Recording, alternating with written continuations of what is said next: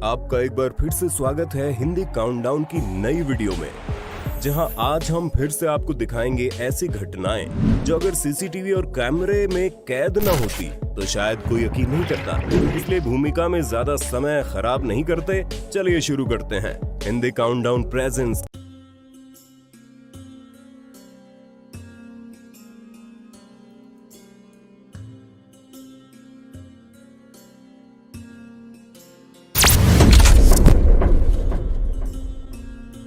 UAE 7 अमीरातों से मिलकर बना है और इसका एक प्रमुख अमीरात दुबई है।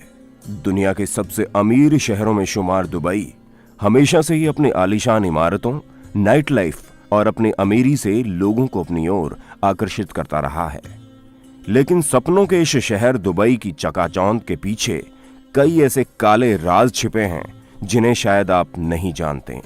आज हम आपको इस चकाचौंध से दूर दुबई की उस सच्चाई से रूबरू करवाएंगे जिसे जानकर शायद आप यहां जाने का ख्याल छोड़ देंगे। लेकिन शुरू करने से पहले जो नए दर्शक हैं वो हमारे चैनल हिंदी काउंटडाउन को सब्सक्राइब जरूर करें और बगल में दी गई घंटी को जरूर दबाएं ताकि आगे आप देख सकें हमारे वीडियो सबसे पहले। दुबई की गगनचुंबी इमारतों और मॉल्स को देखकर आपके दिमाग में पहली बात जरूर इनकी खूबसूरती आती होगी, लेकिन क्या कभी आपने सोचा है कि ये इमारतें आखिर बनी कैसे हैं? जी हां, पलक झपकते तो बन नहीं गई होंगी।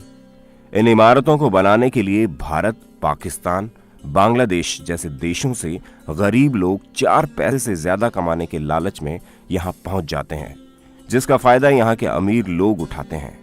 इन इमारतों को जल्दी खड़ा करने के लिए इन मजदूरों को दिन में 14 घंटे जला देने वाले 120 डिग्री के तापमान में काम करना पड़ता है, जिसके चलते बहुत सी दुर्घटनाएं भी होती हैं, लेकिन पैसों के दम पर इन्हें दबा दिया जाता है। इन मजदूरों के रहने की जगह भी बहुत खराब होती है। 2 लोगों की जगह पर 10-10 लोगों को ठूस ठूस कर रखा जाता है। इसलिए गगनचुंबी इमारतों और शेखों की तारीफ करने से पहले आप एक बार उन मजदूरों के बारे में भी सोच लेना जिन्होंने इन्हें खड़ा करने में मुख्य भूमिका निभाई है या फिर अपनी जान गंवाई है। खाड़ी देशों में ये बात देखी गई है कि यहाँ पर रोजगार के लिए लोगों के साथ काफी दुर्व्यवहार किया जाता है। कई लोग एजेंट्स के चक्कर में फंस जाते हैं और जब दुबई पहुंचते हैं तो उनके मालिक इनका पासपोर्ट जब्त कर लेते हैं और उसके बाद ही अपनी मर्जी से वापस नहीं लौट सकते।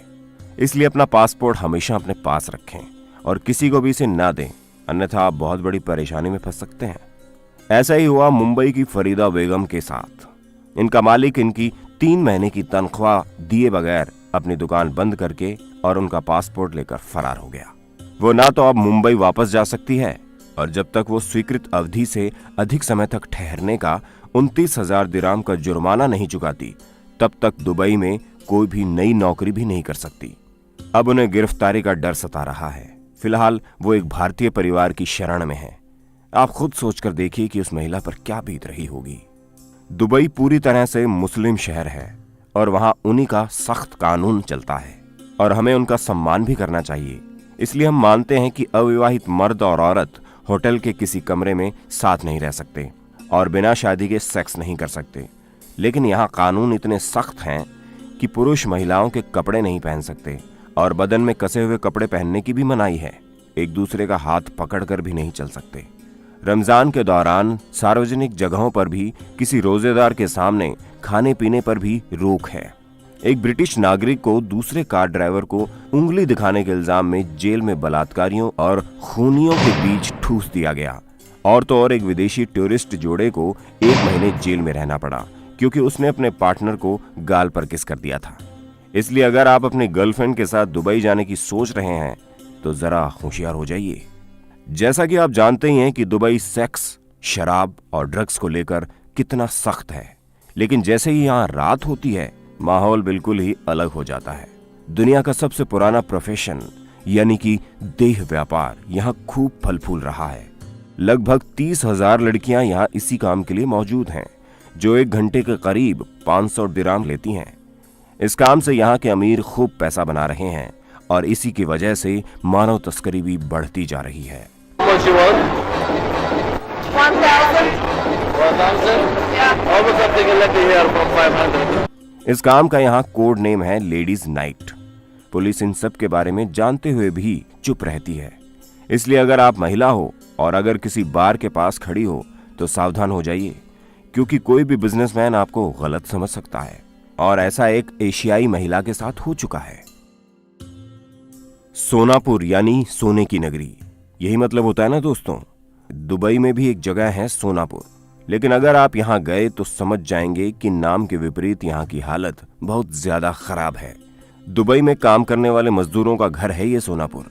यहां लोगों को ठूस ठूस कर रखा जाता है। लगभग 1.5 लाख मजदूर दयनीय स्थिति में यहां रहते हैं और एक छोटे से कमरे में 8 से 10 मजदूरों को रखा जाता है। शिफ्ट के अनुसार एक ही बेड को कई लोगों के साथ शेयर करना पड़ता है। खाना समय पर मिल जाए तो गनीमत है। जिन आलीशान गगनचुंबी इमारतों और होटलों को देखकर दुबई दुनिया को आकर्षित करता है, ये वही लोग हैं जो इनका निर्माण करते हैं, लेकिन घुट घुट कर जीने पर मजबूर हैं, क्योंकि इन्हें कभी भी पैसे समय पर नहीं दिए जाते और पासपोर्ट जब्त होते हैं।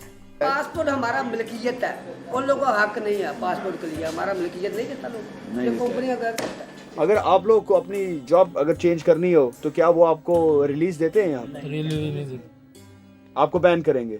They will ban them to get out from Dubai. 6 महीने का स्टैम्प, साल का स्टैम्प।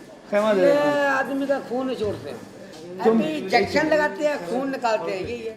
दुबई में लोगों के पास इतना पैसा है कि उन्हें खुद नहीं पता कि कहां खर्च किया जाए।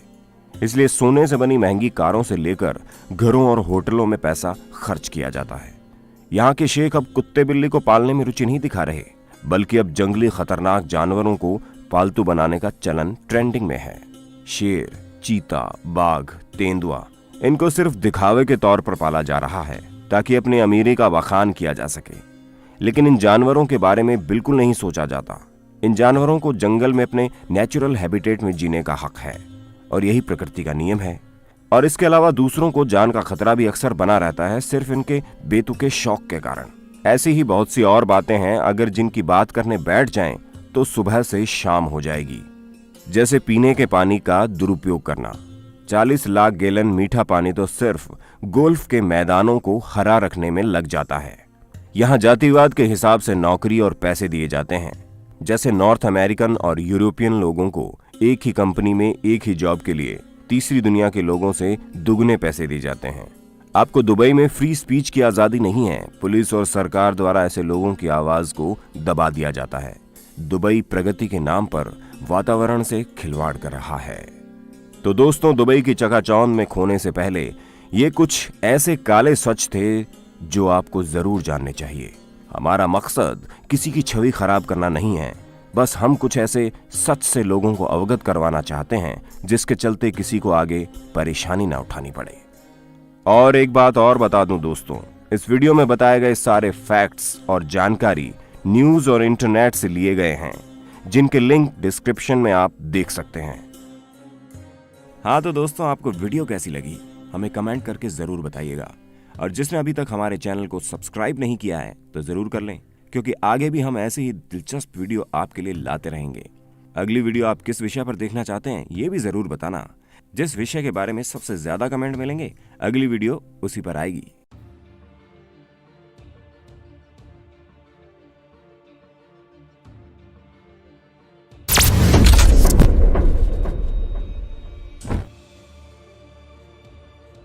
आज हम आपको सुनाएंगे हिंदुस्तान के एक राजपूत के अदम्य साहस की कहानी, जिसे डकैत से सांसद बनी फूलन देवी की हत्या के आरोप में देश की सबसे हाईटेक और सुरक्षित तिहाड़ जेल में भेज दिया गया।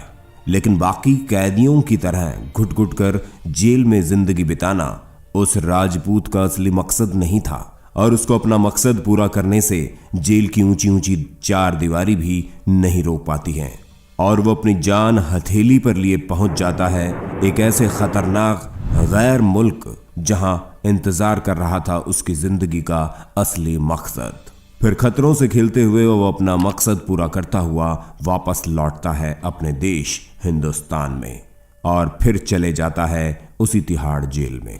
जी हाँ, ये कहानी है शेर सिंह राणा की, जो किसी फिल्मी कहानी से कम नहीं है। लेकिन शुरू करने से पहले जो नए दर्शक हैं वो हमारे चैनल हिंदी काउंटडाउन को सब्सक्राइब जरूर करें और बगल में दी गई घंटी को जरूर दबाएं ताकि आगे आप देख सकें हमारे वीडियो सबसे पहले। शेर सिंह राणा और पंकज सिंह का जन्म 17 मई 1976 में तब के उत्तर प्रदेश यानी आज के उत्तराखंड के रुड़की में हुआ था। जब शेर सिंह राणा सिर्फ 4 साल के थे तब चंबल में डंका बजता था कुख्यात डकैत फूलन देवी का। 1980 के दशक के शुरुआत में चंबल के बीहड़ों में फूलन देवी दहशत का दूसरा नाम थी। आज भी चंबल के लोग फूलन देवी का नाम सुनकर सिहर उठते हैं। फूलन देवी को बैंडिट क्वीन यानी दस्यु सुंदरी के नाम से भी जाना जाता था। उसने बेहमई गांव में 22 राजपूतों को लाइन में खड़ा करके गोली मार दी, जिसके बाद उसने आत्मसमर्पण किया और 11 साल जेल में रहकर बाहर आई और राजनीति से जुड़कर सांसद बनी। चंबल में घूमने वाली अब दिल्ली के अशोका रोड के शानदार बंगले में रहने लगी। 25 जुलाई 2001 को शेर सिंह राणा फूलन से मिलने आया और फिर घर के गेट पर फूलन को गोली मार दी। फूलन की हत्या के बाद राणा ने कहा था कि उसने बेहमई कांड में मरे अपने राजपूत भाइयों का बदला लिया है। अब यहां से शुरू होती है हमारी कहानी। फूलन देवी की हत्या के 2 दिन बाद शेर सिंह राणा ने देहरादून में पुलिस के सामने आत्मसमर्पण कर दिया और जुर्म स्वीकार कर लिया। केस चलने तक अदालत ने शेर सिंह को तिहाड़ जेल में भेज दिया।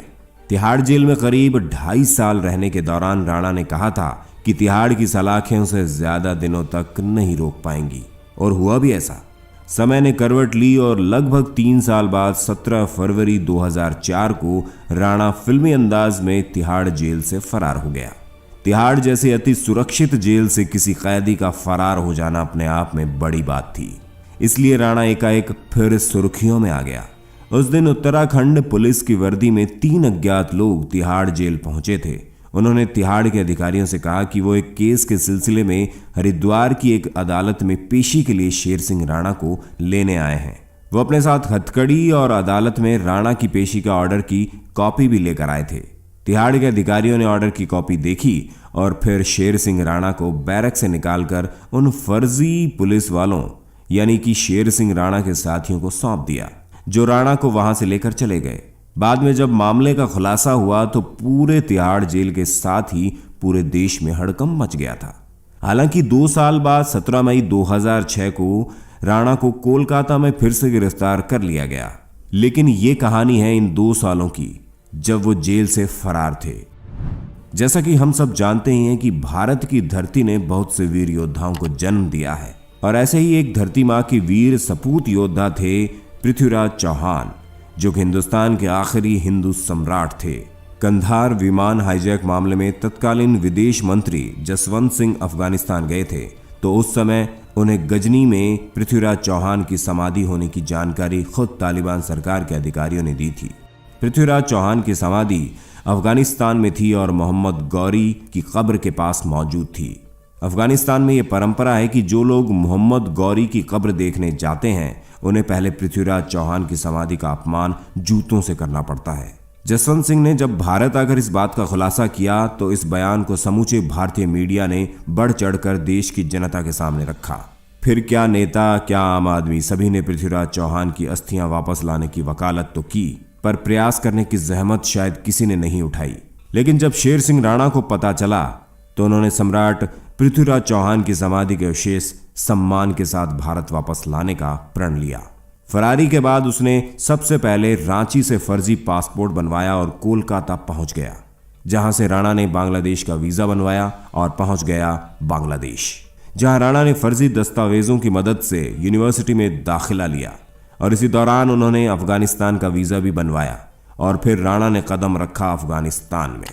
अफगानिस्तान में पहुंचकर राणा काबुल और कंधार से होते हुए गजनी पहुंचे, जहां मोहम्मद गौरी और पृथ्वीराज चौहान की समाधियां बनी थी। तालिबानों की उस जमीन पर हर कदम पर खतरा था।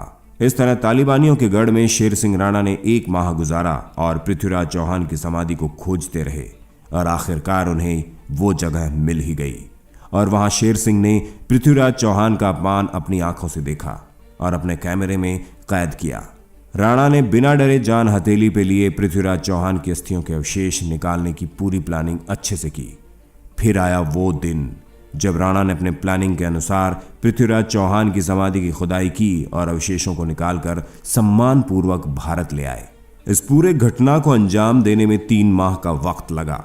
राणा ने पूरे घटनाक्रम की वीडियो भी बनाई ताकि वो अपनी बात को प्रमाणित कर सके। बाद में राणा ने अपनी मां की मदद से गाजियाबाद के पिलखुआ में पृथ्वीराज चौहान का मंदिर बनवाया, जहां पर उनकी अस्थियां रखी गई।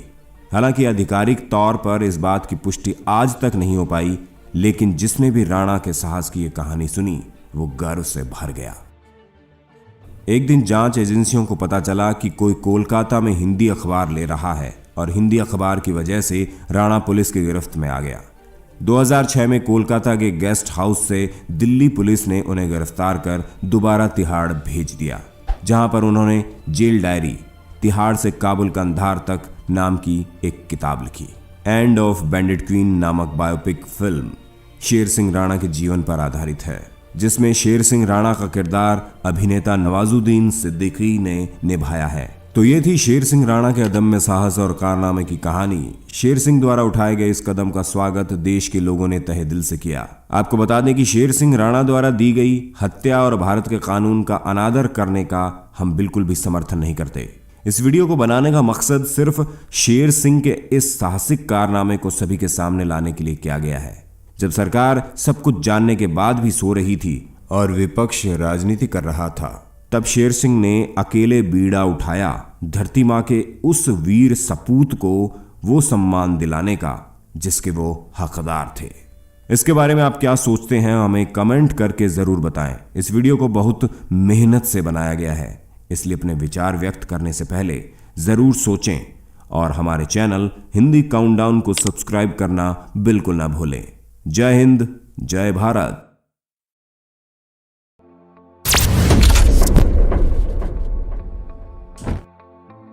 नेशनल क्रश बनी प्रिया प्रकाश की अदाओं के महिमा मंडन से अभी हमारी मीडिया और जनता को फुर्सत भी नहीं मिली थी कि एक और नाम चारों तरफ मीडिया में छा गया।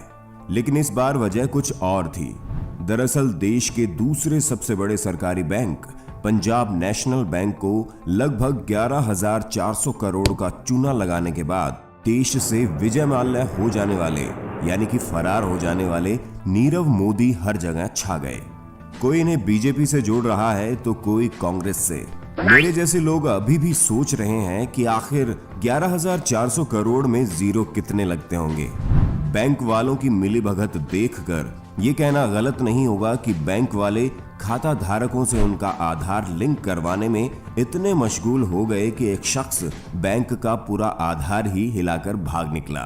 तो चलिए आज की इस वीडियो में हम आपको बताते हैं कि आखिर ये नीरव मोदी कौन है और 3,500 रुपए महीना की सैलरी पाने वाला ये शख्स कैसे फोर्ब्स पत्रिका के अमीरों की लिस्ट में शुमार हुआ। लेकिन शुरू करने से पहले जो नए दर्शक हैं वो हमारे चैनल हिंदी काउंटडाउन को सब्सक्राइब जरूर करें और बगल में दी गई घंटी को जरूर दबाएं ताकि आगे आप देख सकें हमारे वीडियो सबसे पहले।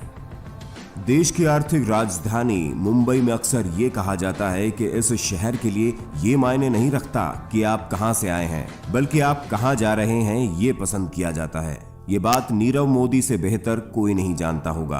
बताया जाता है कि नीरव मोदी के खून में ही हीरों का बिजनेस दौड़ता रहा है।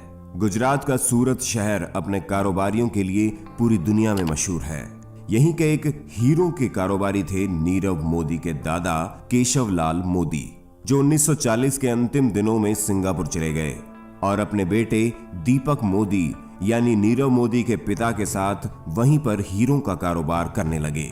दीपक मोदी 1960 में अपने हीरों के कारोबार को बढ़ाने के लिए बेल्जियम के एंटवर्प शहर में चले गए। ये शहर पूरी दुनिया में अपने हीरों के लिए जाना जाता है, इसलिए इसे बेल्जियम का हीरा भी बोला जाता है। 1989 में दीपक मोदी ने अपने 18 साल के बेटे नीरव मोदी को पढ़ने के लिए अमेरिका के पेंसिल्वेनिया यूनिवर्सिटी के वार्टन स्कूल में भेज दिया। 1990 के दशक में परिवार आर्थिक संकटों से गुजरने लगा। नीरव ने वहां 1 साल फाइनेंस की पढ़ाई की और फेल हो गए और फिर भारत लौट आए। यहाँ मुंबई में नीरव मोदी ने अपने अंकल मेहुल चोकसी के साथ हीरे का काम शुरू किया, जो कि उनका पुश्तैनी धंधा था। लेकिन नीरव मोदी इसमें नए थे। यहाँ आकर उन्होंने 3,500 रुपए प्रति महीने पर काम शुरू किया। नीरव हफ्ते में 6 दिन और 12 घंटे काम करते थे, जिसके एवज में उन्हें ये 3,500 रुपए मिलते थे। नीरव जो कमाते उसमें से अधिकतर पैसे वो निवेश कर देते थे। करीब 10 साल के बाद उनके पास 50 लाख रुपए इकट्ठे हो गए। इसी पैसे के दम पर 1999 में नीरव मोदी ने 15 लोगों के साथ मिलकर फायर स्टार नाम से डायमंड का कारोबार शुरू किया। इसी तरह पॉलिश हीरे बेचने के बाद समय के साथ नीरव मोदी ने कॉन्ट्रैक्ट पर अमेरिकी ग्राहकों के लिए ज्वेलरी बनाना शुरू कर दी। वो दुनिया के ऐसे पहले डायमंड कारोबारी बने जो कस्टमर की डिमांड के हिसाब से ज्वेलरी डिजाइन करता था। नीरव का ये आइडिया चल निकला। अमेरिका और यूरोप के कस्टमर्स ने उन्हें हाथों हाथ लिया और तेजी से उनका कारोबार फला फूला। आगे चलकर नीरव ने अपनी कंपनी से 7 गुना बड़ी अमेरिकी कंपनी फ्रेडरिक गोल्डमैन को 2005 में करीब 1 अरब 60 करोड़ रुपए में खरीद लिया। 2 साल बाद 2007 में नीरव मोदी ने अमेरिका की 120 साल पुरानी कंपनी सैंडबर्ग एंड सिकोस्की को करीब 3 अरब 20 करोड़ रुपए में खरीद लिया। जब मंदी आई तो बाकी कारोबार के साथ ही दुनिया का हीरा कारोबार भी चौपट हो गया था। लेकिन नीरव ने इसका फायदा उठाकर बेहद कम कीमतों पर हीरों की खरीद की, लेकिन उन्हें बेचने की बजाय उनसे ज्वेलरी बनानी शुरू कर दी। 2010 में गोलकुंडा की खान से निकले 12 कैरेट के हीरे से नीरव मोदी ने लोटस नेकलेस बनाया, जो हांगकांग में ऑक्शन के लिए रखा गया, जहां इसकी नीलामी करीब 23 करोड़ रुपए में हुई। इसके तुरंत बाद इसी साल नीरव ने अपने नाम पर नीरव मोदी ब्रांड नाम से अपना डायमंड ज्वेलरी का कारोबार शुरू किया। मुंबई से शुरू हुआ नीरव मोदी का यह कारोबार कई देशों में फैला और उन्होंने Delhi, Mumbai, New York, Hong Kong, London और मकाओ में अपने स्टोर खोले। प्रियंका चोपड़ा उनकी ज्वेलरी की ब्रांड एम्बेसडर रह चुकी हैं और पीएनबी बैंक के साथ साथ नीरव ने प्रियंका को भी चपत लगा दी पैसे न देकर।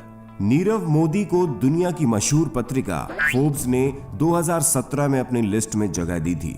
पत्रिका की सूची के मुताबिक नीरव मोदी की उस वक्त की कुल संपत्ति करीब 149 अरब रुपए थी, जिसकी बदौलत उन्हें इस लिस्ट में जगह मिली थी। नीरव मोदी की हैसियत का अंदाजा इस बात से लगाया जा सकता है कि जब नीरव मोदी ने 2015 में न्यूयॉर्क के मेडिसन एवेन्यू में अपना बुटीक खोला था, तो इसके उद्घाटन समारोह में देश दुनिया की कई जानी मानी हस्तियों ने शिरकत की थी। इनमें अमेरिका के राष्ट्रपति डोनाल्ड ट्रंप के अलावा हॉलीवुड अभिनेत्री Naomi Watts, super model Coco Rocha के साथ ही भारत से लीजा हेडन और निम्रत कौर भी शामिल थी। फरवरी 2016 के 88वें एकेडमी अवार्ड में केट विंसलेट ने रेड कारपेट पर नीरव मोदी की ज्वेलरी पहनकर शिरकत की थी। नीरव मोदी ब्रांड की 5वीं एनिवर्सरी पर जोधपुर के महाराजा का महल, जो अब एक 5 स्टार होटल है, उसे बुक कर लिया गया। नीरव मोदी की इस पार्टी में जोधपुर के महाराजा गज सिंह द्वितीय खुद मेहमानों का स्वागत करने के लिए पहुंचे थे, जो कि जोधपुर के लोगों के लिए किसी आश्चर्य से कम नहीं था। वहां की महिलाओं ने पारंपरिक कपड़े पहन रखे थे, जिनके ऊपर नीरव मोदी ब्रांड के गहने लदे हुए थे। इस पार्टी में देश के करोड़पतियों और बॉलीवुड की हस्तियों को मिलाकर लगभग 100 लोग शामिल थे। नीरव और अमी के 3 बच्चे हैं। 17 साल का एक बेटा और 15 तथा 9 साल की बेटी हैं। नीरव मोदी की पत्नी एमी है। एमी अमेरिका की नागरिक है। बताते हैं कि इस रसूख ने नीरव मोदी के परिवार के व्यापार को आगे बढ़ाने में काफी मदद पहुंचाई है। 11,000 करोड़ से ज्यादा के महाघोटाले में आरोपी नीरव मोदी के ठिकानों पर छापेमारी जारी है। अब तक 35 ठिकानों पर छापेमारी में 5,600 करोड़ रुपए का माल जब्त किया जा चुका है। उनका पासपोर्ट भी रद्द कर दिया गया है, लेकिन अंदेशा ये लगाया जा रहा है कि ये स्कैम इस बताए जा रहे अंकों से बहुत बड़ा हो सकता है। आखिर कब तक इसी तरह ये लोग हमारी गाड़ी कमाई के पैसे लूटकर विदेशों में मौज मस्ती करते रहेंगे? सरकार कब जागेगी? आरोप प्रत्यारोप का चलन कब खत्म होगा? विजय माल्या को तो अब तक सरकार गिरफ्तार नहीं कर पाई, पर क्या इस बार भी ऐसा ही होगा? ये नीरव मोदी जल्द पकड़ा जाएगा? अपनी राय हमें कमेंट बॉक्स में जरूर बताएं। देश हित में इस वीडियो को ज्यादा से ज्यादा शेयर करें और आगे भी इसी तरह के वीडियोस देखने के लिए हमारे चैनल हिंदी काउंटडाउन को सब्सक्राइब करना बिल्कुल ना भूलें। धन्यवाद।